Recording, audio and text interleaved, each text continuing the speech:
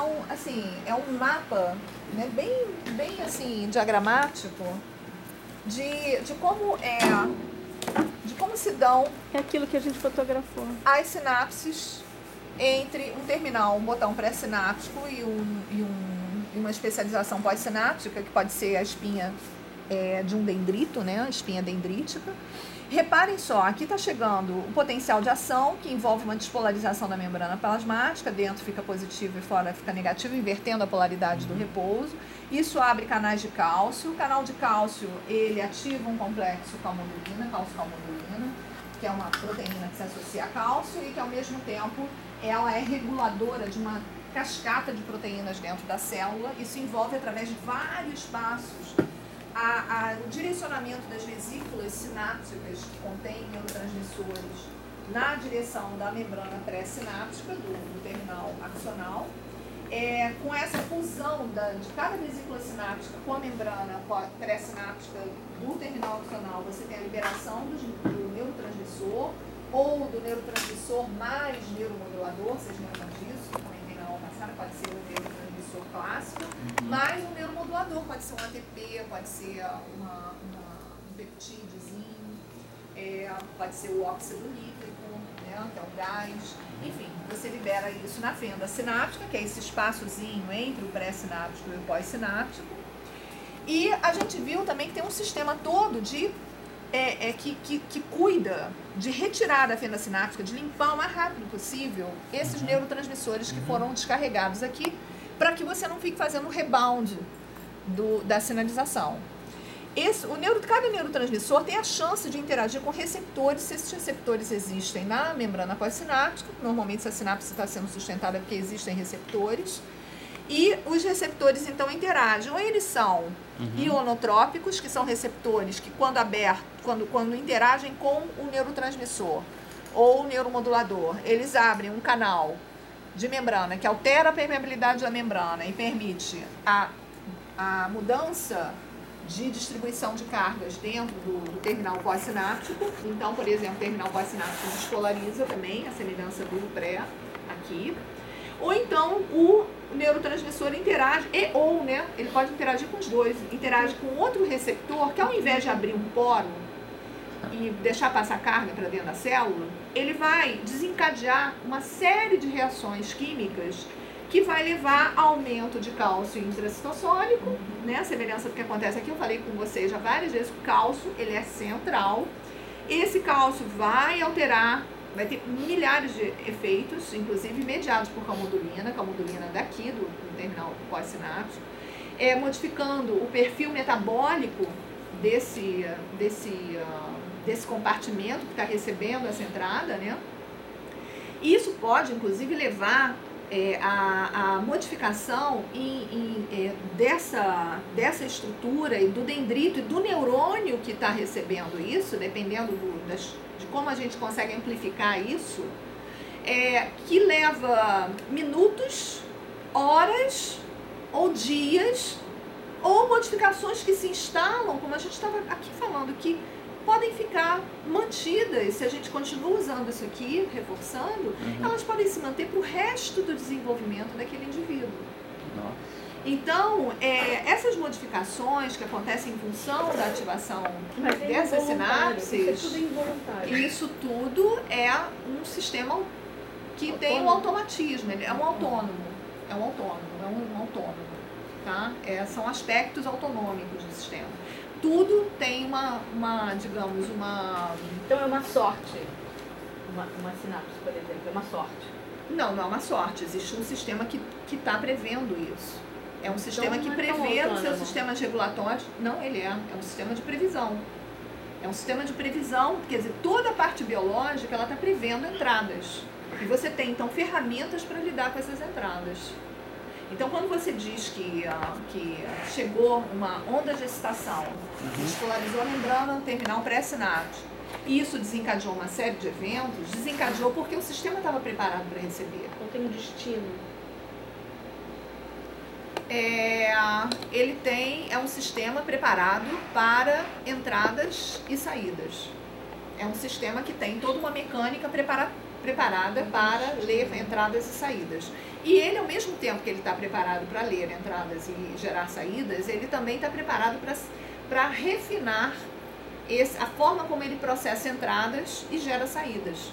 Ele vai plasticamente modificando o seu sistema de regras. Os seus operadores, seu sistema de regras não, os seus operadores. Né? Os operadores vão se modificando de forma que outras regras vão sendo instaladas ali. Outras formas de reagir àquela entrada podem ser adaptadas a partir da maneira como essas entradas vão se estabelecendo dentro desse micromundo aqui. Né? Então, o que eu quero mostrar para vocês é que isso aqui digamos, o tempo com que as mudanças de estado acontecem em virtude de uma sinalização intercelular, que é o exemplo da sinalização intercelular, que é a sinapse química, mas poderia ser qualquer outro. O tempo de instalação disso vai do imediato, quer dizer, quando o neurotransmissor aqui é liberado, está pensando na célula pós-sináptica, quando o neurotransmissor interage com o receptor e o receptor, então, abre um canal iônico, deixa passar corrente, no caso, despolarizando, vamos dizer que seja uma corrente de excitação, uma corrente, portanto, que despolariza o botão, o terminal pós-sináptico. Isso se dá de forma praticamente imediata, tá? Até alterações que se mantêm por anos ao longo da vida do indivíduo. Então, o timing de mudanças de estado que você promove aqui em função da atividade de unidades desse tipo é o mais variado possível. Então você tem efeitos de curtíssimo prazo, né, imediatos, e você vai tendo efeitos esses efeitos podem estar num repertório que se estende há anos, que são efeitos sentidos por anos. Né? Você mantém aquela reescultura sináptica durante anos da sua vida. Então, na verdade, você está aqui disparando uma agenda que pode ser uma agenda muito diversificada de respostas, diversificada no modo e no tempo com que essas respostas se desenvolvem. Eu tenho uma pergunta. Sim. Por exemplo, não se sabe ao certo o que dispara isso. Poderia ser um neurônio espelho? A gente sabe o que dispara isso, que dispara a despolarização, nesse caso aqui a despolarização terminal pré-sináptica. A gente está aqui no micromundo de uma sinapse. Esse terminal pré-sináptico, ele pode ser de qualquer neurônio. Qualquer neurônio. Inclusive os neurônios que estão dentro do sistema que a gente chama de sistema de neurônios espelho. Então, tá? Isso aqui é uma unidade de encontro das redes neurais que é ubíqua. Quando a gente considera ubiquitária, porque está presente em tudo. Então, é uma forma de sinalização, de comunicação entre prolongamentos, né? A principal forma que compõe, que funciona como elos na rede. São as sinapses químicas e as sinapses elétricas. As sinapses químicas bem mais conhecidas que as elétricas até o momento, apesar das elétricas estarem ganhando muito, a gente está avançando muito também nisso. Mas, então, como é que se diz? Estão no nível dos contatos. Então, as células que possuem isso são todas as células, todos os neurônios do sistema nervoso. Todos eles são capazes e estabelecem esse tipo de contato. Ou recebem e enviam, a maior parte deles recebem e perfazem, tanto recebem na arborização dendrítica quanto comandam, ou estão na condição de estar recebendo a sinapse, ou estão numa condição de estar mandando eles geralmente né? Recebem sinapses e enviam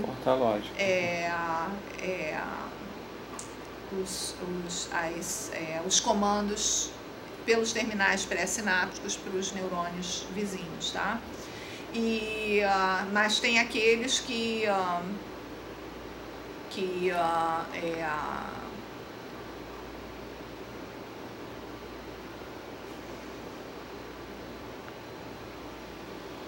tem aqueles que vão fazer uma sinapse neuromuscular, Então, por exemplo, aí a gente já não está tratando de sinapses entre neurônio e neurônio, mas a gente está tratando de sinapses entre neurônio e músculo, né? Uma célula muscular. Então, uma sinapse neuromuscular. Então, aí é que a gente foge um pouquinho do esquema geral. Mas, de um modo geral, os neurônios do sistema nervoso central, a grande, imensa, esmagadora maioria vai receber e vai fazer sinapses assim, tá? Lembrando que essas são sinapses químicas, além essas regiões de contato, elas vão abrigar as outras formas todas de contato, neuromoral, químico-neuromoral, elétrico por EFAPSE, elétrico e químico, eletroquímico por junções comunicantes, tá? Além das outras variações, tipo secreção, né, parácrina, a secreção neuroendócrina, enfim, tem as outras variações que a gente deu uma olhadinha na aula passada. Mas o que eu quero colocar para vocês é que a gente tem com isso, para as sinapses químicas, a gente tem claramente uma orientação em que você tem um terminal que está recebendo que está enviando uma consequência de uma mudança de estado dele para um alvo que está fora dele, né? Então você tem a direção que é do terminal axonal para o alvo que está fora dele, que é o terminal, a zona receptora dendrítica, né? O dendrito, então, do axônio para o dendrito, então você tem um direcionamento, uma orientação nesse caso, mas nem todos os contatos intercelulares, eles têm essa orientação rígida. Então, a gente tem as EFAPSes, que podem estar orientadas ora para um lado, ora para o outro. Se a gente é capaz de despolarizar aqui, gerar por EFAPSE uma despolarização aqui, se a gente despolariza aqui por EFAPSE, a gente também vai ser capaz de despolarizar aqui. Aqui eu não tenho como transformar esse terminal pós-sináptico num terminal pré-sináptico para o axônio, a não ser que eu tivesse aqui falando de uma sinapse mista, de uma sinapse em que eu tivesse associada a ela uma comunicação, uma junção comunicante, ou a gente estivesse falando de sinapses recíprocas, em que aqui eu tivesse, que é uma condição menos comum, e aqui eu tivesse também, uma vez despolarizando isso, aqui eu também contivesse vesículas com neurotransmissor, e essas vesículas também, por despolarização, elas liberassem neurotransmissor e agissem no terminal pré-sináptico. Isso acontece? Acontece. Tem também. Mas são sinapses específicas. São sinapses ditas sinapses recíprocas. Acontece por sinapses mistas, que combinam a neurotransmissão química com as junções comunicantes. É também possível pensar em efeitos efápticos nessas sinapses. Efápses também convivendo com as alterações induzidas por substâncias neuroativas, químicas, né? Pela neurotransmissão clássica. Mas aí são condições mais específicas, tá? Bem, que mais? Eu num artigo em Cognição e Computação, a história de um indivíduo que mexia com armamento. Sei. Sabe essa história? E aí ele, parece que um negócio atingiu parte do rosto dele. É o Phineas Gage? Isso. Século XIX, era um trabalhador da área de construção de ferrovias e tal, e uma amiga atravessou, assim. E aí ele perdeu, ele aparentemente estava recuperado, mas na verdade ele perdeu um pouco o senso de conveniência, virou uma pessoa agressiva e tal, porque ele lesou determinadas áreas que regulam o comportamento social. Então, são áreas do frontal, medial, né? E ele, então, perdeu a capacidade de julgar a conveniência, a pertinência de determinadas ações dele, de âmbito social. Essa história é uma história clássica da neurobiologia da cognição que trabalha a ideia de que existem substratos neurobiológicos que regulam aspectos do nosso comportamento. Moral, social, né? E pode ser também uma confirmação das sessões? Sim. A gente, até certo ponto, a gente consegue mapear determinadas regiões do córtex cerebral que uma vez alteradas, elas são, assim, digamos, pivotais para a regulação de um determinado comportamento, para ativação de uma determinada propriedade do comportamento emocional, comportamento social, comportamento afetivo, uma determinada, enfim, um determinado aspecto da maneira como nós metabolizamos a experiência e construímos ações pertinentes com a experiência. Então, sim, a gente tem reconhecidamente hoje regiões que, se comprometidas, elas vão afetar determinadas, como por exemplo a região motora da fala, no frontal esquerdo, nas imediações do temporal, um pouquinho à frente do parietal, logo adiante do lobo parietal, no córtex Esse é o logos, né? lateral, frontolateral, né? E esquerdo. Então, se a gente tem uma alteração dessa região, né, uma isquemia nessa região, você vai perder a capacidade de articulação da fala. Então, mas só essa área está envolvida na articulação motora da fala, ou na fala, enfim, essa é a área, digamos, ela não é a única envolvida, a circuitaria que ativa essa área, que de alguma forma está ligada a essa área enorme, mas ela, se comprometida, o sujeito não fala. Todo o resto ele vai ativar, mas ele não vai conseguir fazer a eferência motora para a fala, para a articulação da fala, né? Então, E aqueles casos que a pessoa perde uma parte, mas a coisa se reconstitui em outra e funciona? Porque você nunca tem, existe uma coisa que se chama divergência, né? E convergências nas redes neurais. Então você tem, você nunca tem, por mais que você tenha a chegada de uma aferência ou uma eferência motora, uma emergência de uma eferência motora, saindo majoritariamente por determinadas vias, aquelas geralmente não são as únicas. Nem para uma aferência sensorial, nem para uma eferência motora. Então, se você consegue, você comprometeu a principal, mas você ainda tem as secundárias vão ser fortalecidas numa condição em que você perdeu a principal. Você pode trabalhar o fortalecimento das vias secundárias, tanto as vias aferentes sensoriais, quanto as vias eferentes motoras. E aí, apesar de você não estar trabalhando com as vias dominantes, você está trabalhando com as secundárias, você pode fortalecer essas sinapses, torná-las mais eficazes, aumentar o número de botões sinápticos, né? Mas você fala assim, com isso você recupera parcialmente, pelo menos, aquela função que você perdeu. Mas você fala, você pode fortalecer, mas quem pode? É através da ação, comportamento. Comportamento? Você tem que trabalhar, treinar o sujeito Consciência. para a aferência sensorial. Através da consciência. Trabalhar todos os aspectos da experiência. Tem um caso de uma americana, que talvez até eu lembro, que acho que está no meu e-mail, que eu mandei. Fisioterapia, né? Enfim, tudo em treinamento sensorial e treinamento fisioterápico. E, se não me engano, ela era médica. E ela descobriu um tumor e ela teve que remover. A Jill Taylor. Ah, tá. E aí ela... Não. Esse é o Brace. Ela teve que remover uma parte. É outro caso, tá. E aí ela teve que começar a doar, ela teve que... Ela não tinha... Criar novas memórias. Ela não tinha memória, assim, era completamente zero. Entendi. E ela voltou, hoje não sei se ela ainda é viva, né, mas ela fazia palestras.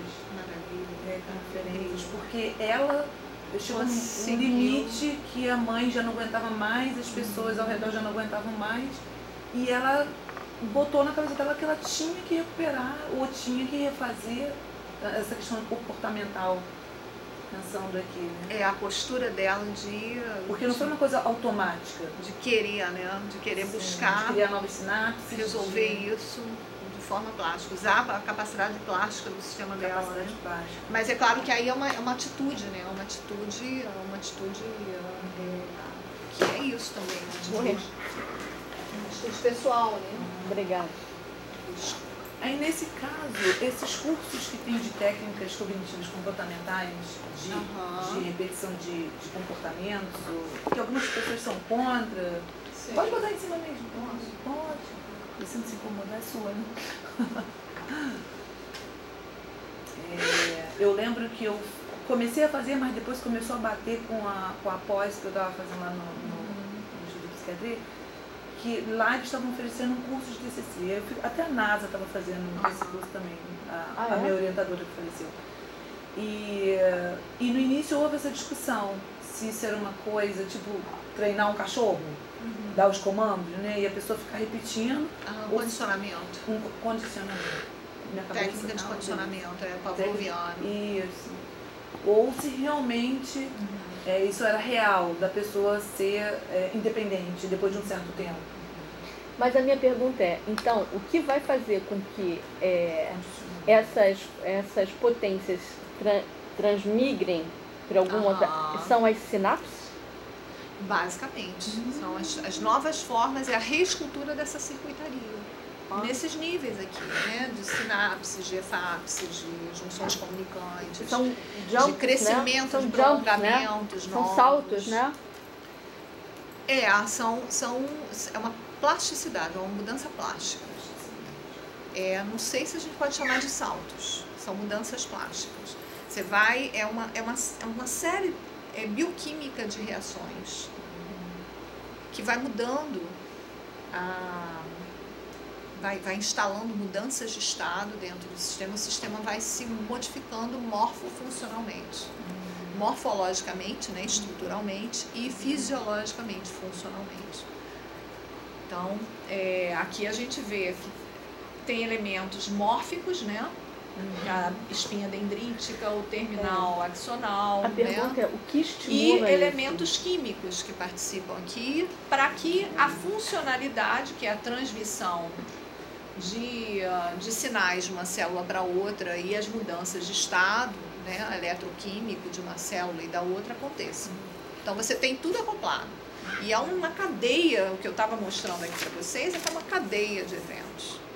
Entende? Quer dizer, o salto, eu não sei como é que você está transduzindo isso exatamente, mas na verdade o que a gente vê em termos científicos é uma cadeia, é uma rede de eventos, não é nem uma cadeia. Uma cadeia seria tirar um fiozinho daqui e desenvolver. É uma rede de eventos, de sinalizações eletroquímicas. Em que o salto, uma coisa vai levando a muitas outras. Sim, cada passo vai levando a muitos outros passos, por um encadeamento de reações químicas. Entende? Mas a senhora viu esse filme, O Meu Pé Esquerdo? Não. É incrível. Que ele teve paralisia cerebral quando ele nasceu, já foi diagnosticado que não podia falar, que ele não ia ter vida, esse é um vegetal. Sim. E uma família irlandesa, tradicional, aquela coisa toda, e muitos filhos. E um dia ele pega, ele não tinha movimento nos braços, mas ele pega com o dedo do pé um giz e escreve Mother no chão. Sei. E aí começa todo um processo de reabilitação. E tinha uma médica, qual é a especialidade dela mesmo? Que vem, que sabe do caso dele, que naquela época era razão, e pega ele e leva ele para esse instituto, onde ele tem vários profissionais numa ação interdisciplinar. E aí ele vira escritor, ele pinta quadros com pele, começa a falar... E sustentar a família, né? E sustentar a família, né? Aí ele se casa, mas aí ele começa a ter problemas com bebida, enfim. Mas assim, ele foi para um lugar onde ele teve esses estímulos. Estou tentando tentar entender essa questão comportamental que gera essas novas sinapses e, de uma certa forma, cria essa plasticidade, porque ela não é como, por exemplo, eu cortei aqui, eu queimei meu dedo na xícara, até eu mostrei. Não é uma cicatrização. Não é uma cicatrização. É uma reescultura do seu sistema. Mas que vai depender dos novos estímulos. Sim. Tudo, olha, então, a formação de qualquer contato desses é estabilizado, ou é, como é que se diz, eliminado, ou é criado a partir do funcionamento do sistema, do funcionamento da rede. A rede, a maneira como a rede está funcionando, vai determinar todo o mapeamento desses contatos.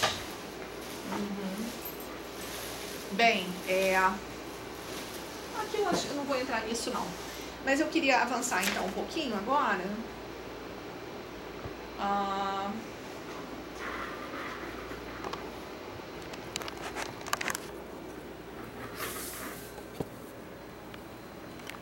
Quero voltar aqui.